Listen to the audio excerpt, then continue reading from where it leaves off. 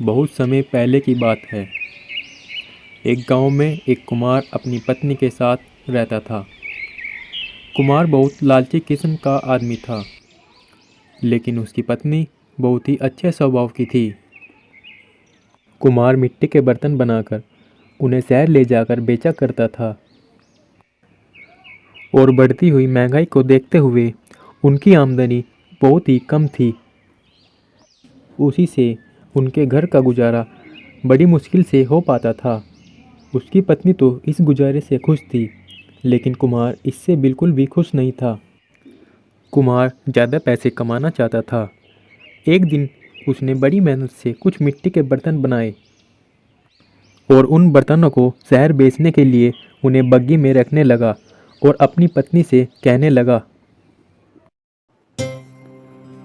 काश कहीं से हमें रातों रात खजाना मिल जाए, जिससे हमारे सारे दुख दूर हो जाएंगे। इस तरह तो हम हमेशा गरीब ही रह जाएंगे। तो पत्नी बोली, तुम ज्यादा लालच ना किया करो और ज्यादा दुखी भी ना रहा करो। मुझे लगता है आज बर्तन अच्छे दामों में बिक जाएंगे। तो कुम्हार बोला, अरे हम कितनी भी मेहनत कर ले, ये अच्छे दामों में नहीं बिकेंगे। और कुम्हार शहर के लिए रवाना हो जाता है और पीछे से उसकी पत्नी पुष्पा बोली, अजी सुनते हो, रात होने से पहले पहले घर आ जाना और शहर से कुछ खाने का सामान भी लेते आना।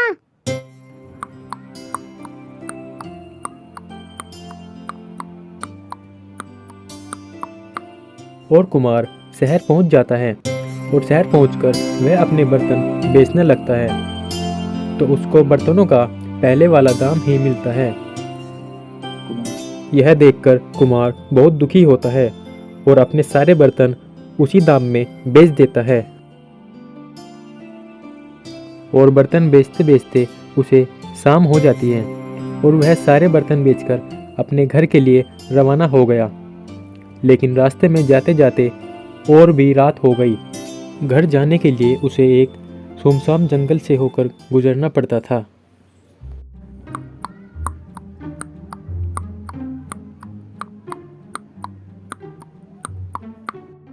रास्ते में कुम्हार को एक पेड़ के नीचे एक बैग मिला और उस बैग को देखकर कुम्हार अपनी बग्गी में से उतरकर दौड़कर उस बैग के पास गया और सोचने लगा, लगता है इस बैग में खूब सारे हीरे जवाहरात हो गए, जिससे मेरी गरीबी दूर हो जाएगी और मैं बहुत अमीर आदमी बन जाऊंगा।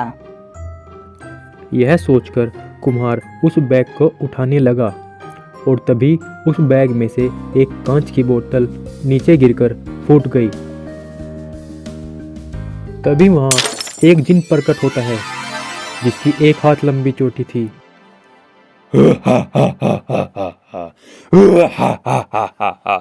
कुमार जिन को देखकर बहुत घबरा जाता है।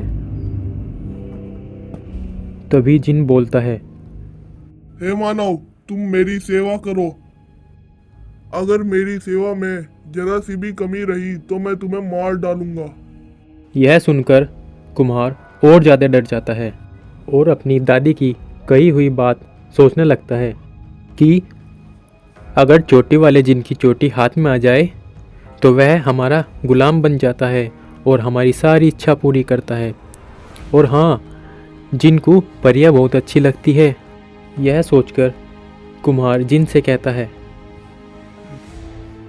जिन भाई, मेरी पत्नी की एक मित्र है और वह एक बहुत खूबसूरत परी है, और वह कह रही थी मेरी पत्नी से, मैं एक हाथ लंबी चोटी वाले जिन से ही शादी करूंगी, वरना शादी नहीं करूंगी। और कुम्हार की बात सुनकर जिन बहुत खुश होकर बोलता है, क्या सच में तुम मेरी शादी एक परी से करवा सकते हो?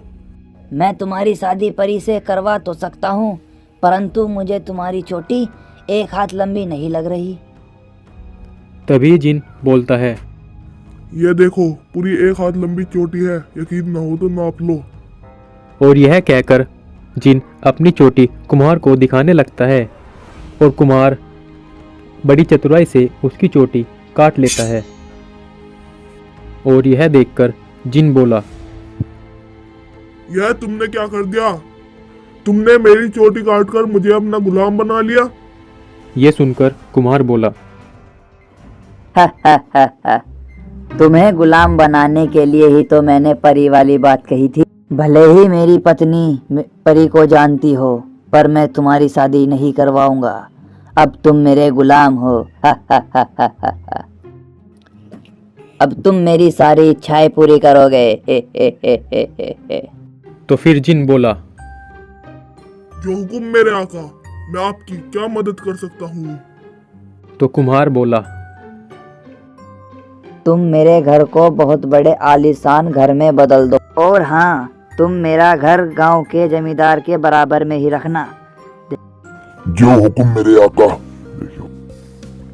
जिन ने ऐसा ही किया और उसका घर जमींदार के घर के पास रख दिया, और उसका घर जमींदार के घर से 2 मंजिल ऊपर हो गया।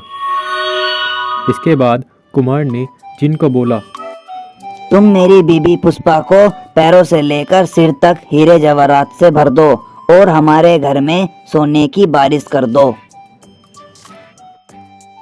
जो हुक्म मेरे आका। और जिन ने ऐसा ही किया।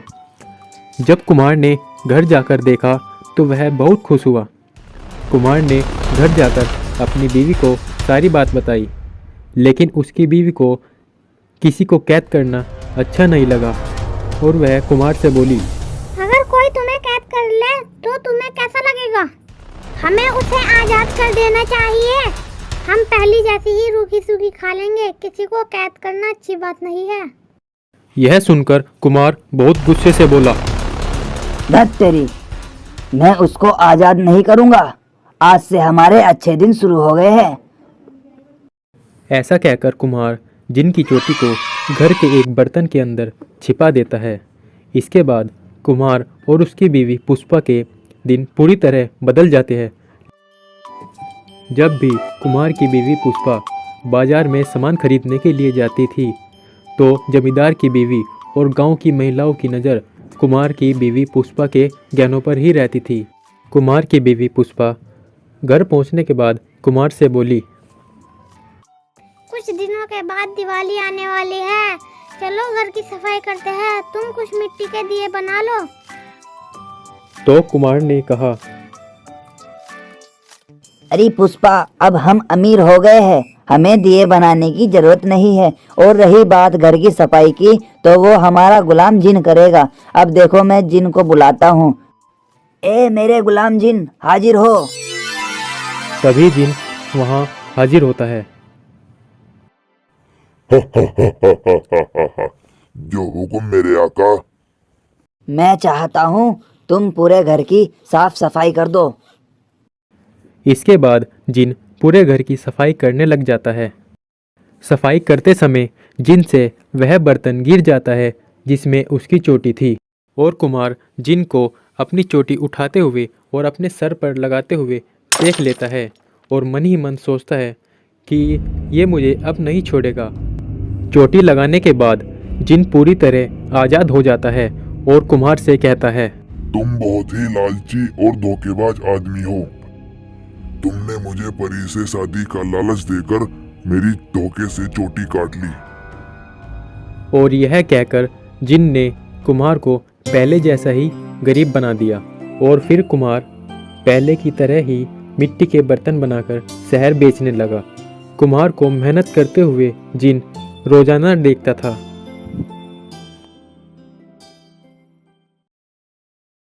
Thanks for watching. Please like, share and subscribe my channel.